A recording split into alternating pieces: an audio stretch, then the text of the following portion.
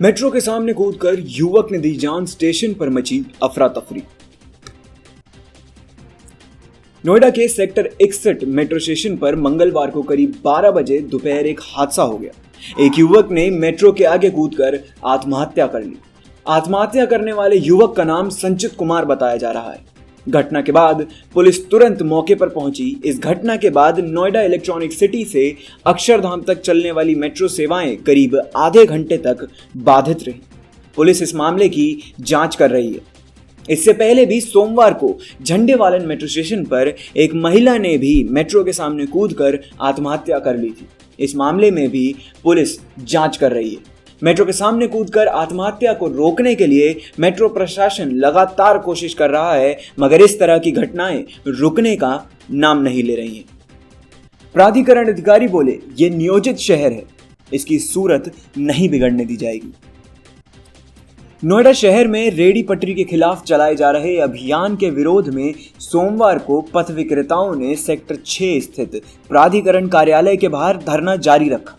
इस दौरान पथ विक्रेताओं ने जमकर प्राधिकरण के खिलाफ नारेबाजी भी की। इसके बाद उनके एक प्रतिनिधि मंडल ने प्राधिकरण ओएसडी एमपी सिंह और अविनाश त्रिपाठी के साथ बोर्ड रूम में बैठक की। यहां आश्वासन के बाद पथ विक्रेताओं ने प्रदर्शन समाप्त किया। इस दौरान ओएसडी ने पथ विक्रेताओं को स्पष्ट कह दिया कि यह एक नियोजित शहर है, इसकी सूरत किसी भी प्रकार से बिगड़ने नहीं दी जाएगी। वह उसी स्थान पर रेडी लगा सकते हैं जिसका असर शहर के यातायात व्यवस्था पर ना पड़े। दिल्ली से सटे यूपी के गाजियाबाद के रहने वाले नरेंद्र कुमार कश्यप का रिटायरमेंट के दिन हेलीकॉप्टर से घर वापस जाने का सपना तो टूटा ही, उसके साथ ही उन्होंने 4.5 लाख रुपए भी गंवा दिए। दरअसल नरेंद्र कुमार ने अगस्त 31 यानी अपने रिटायरमेंट के दिन एक हेलीकॉप्टर बुक करने के साथ प्रशासन से एनओसी लेने के लिए एक एजेंट को 4.5 लाख रुपए एडवांस के रूप में दिए थे।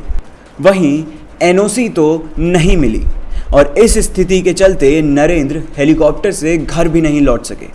अब पैसे भी वापस नहीं आ पा रहे हैं।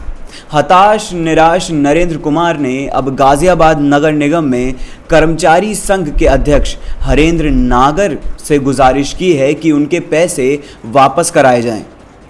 नरेंद्र की गुजारिश पर हरेंद्र नागर ने बताया कि उस एजेंट से बात की जाएगी, अगर नहीं बात बनी तो पुलिस की भी सहायता लेंगे। गौरतलब है कि नरेंद्र कुमार गाजियाबाद नगर निगम में पंप ऑपरेटर के पद से 31 अगस्त को रिटायर हुए थे। दिन भी शनिवार का था और इसी वजह से अपनी रिटायरमेंट को यादगार बनाने के लिए उन्होंने गाजियाबाद से मोदी नगर में स्थित अपने गांव अतरौली हेलीकॉप्टर से जाने की योजना बनाई थी। उधर कवि नगर रामलीला मैदान से उड़ान भरने में पुलिस ने सहमति नहीं दी। नरेंद्र कुमार की माने तो ट्रैफिक पुलिस ने एनओसी नहीं दी।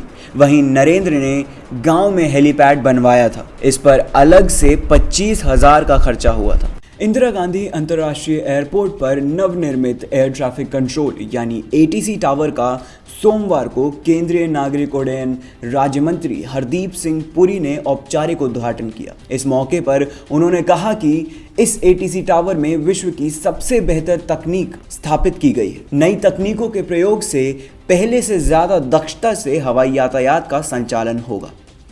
इसका संचालन करने वाले हवाई नियंत्रक भी विशेष तौर से प्रशिक्षित हैं। इन दोनों के मेल से हवाई यातायात पहले से ज़्यादा सुरक्षित होगा।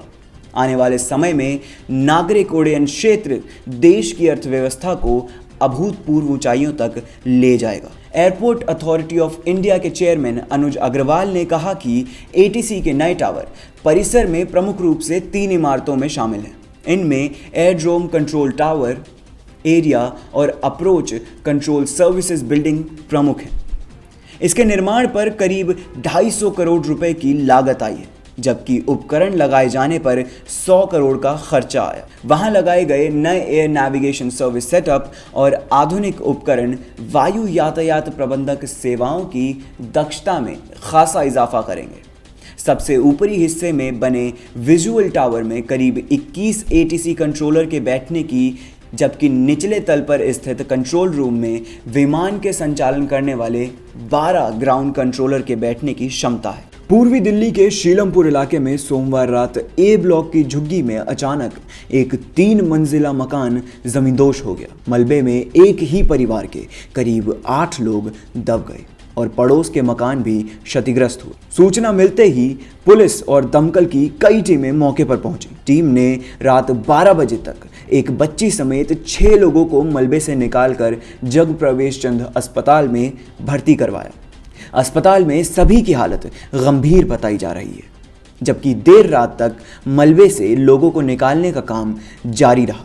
इस हादसे में अब तक 2 लोगों की मौत की सूचना है, जबकि 3 लोग बुरी तरह घायल हैं, जिनका नजदीकी अस्पताल में इलाज चल रहा है। दिल्ली एनसीआर में पूरे सप्ताह मौसम में लगातार बदलाव देखने को मिलेगा।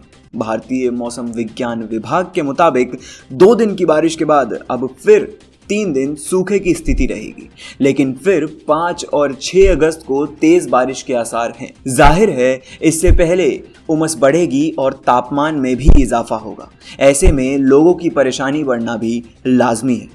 मौसम विभाग के मुताबिक दिल्ली और एनसीआर के लिए सितंबर के पहले सप्ताह में हल्की तेज गरज के साथ छींटे और बूंदाबांदी का दौर जारी रहेगा। सोमवार को इसका असर भी दिखा। दिल्ली से सटे हरियाणा के कई जिलों में सोमवार शाम को बारिश हुई।